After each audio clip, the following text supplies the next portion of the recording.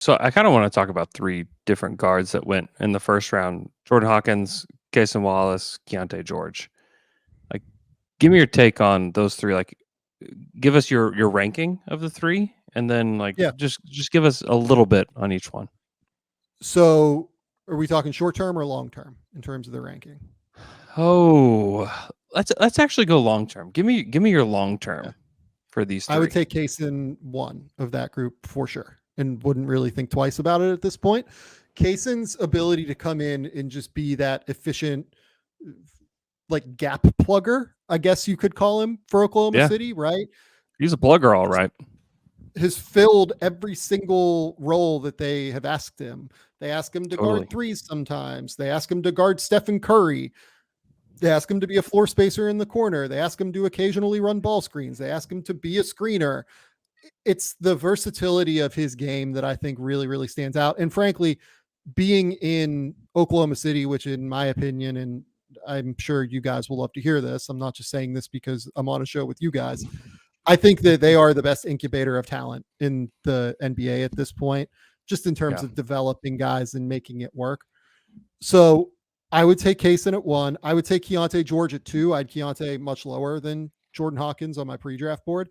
I think what we've seen from Keontae, just in terms of losing a little bit of weight, getting a little bit of burst back from what was kind of a sore knee at Baylor, he's really been able to play with a lot more creativity and burst and be able to get into the lane and make passes more than anything. That's the part of his game so far for Utah that has impressed me most, has been the passing ability. He really, really has upgraded their ball movement to such a substantial degree from the moment that he entered their starting lineup. He's averaging like 5 assists per game in that time versus only 2.5 turnovers. He is shooting poorly, like he is like shooting 30% from the field or something like that.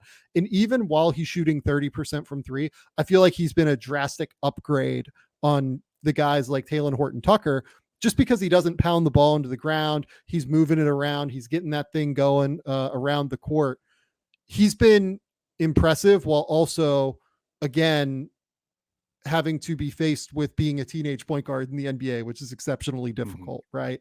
As we see by the shooting percentages. So the third guy, I guess I would say, is Jordan Hawkins, which is funny because I have Hawkins highest in my, rookie rankings right now, which is the ranking of this season so far. I really like what Jordan has brought to the Pelicans as a floor spacing option off of movement. This is exactly what he did at Connecticut. And I think Willie Green has found really creative ways to use him as a screener for Zion, taking flare actions from Larry Nance, coming off of pin downs, everything like that, being an exchange guy on the backside that finds open threes that way, either from the corner or the wing. He's just really good at finding these different avenues to be able to create 3-pointers. There have been some moments where I think he's been effective handling the ball and being able to attack closeouts. I don't really know what he does after he gets into the paint, I think is kind of my issue.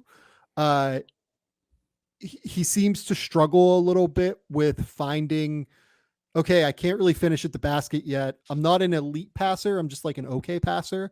Maybe that's the route eventually, is he just becomes like a much better processor and passer than he is right now.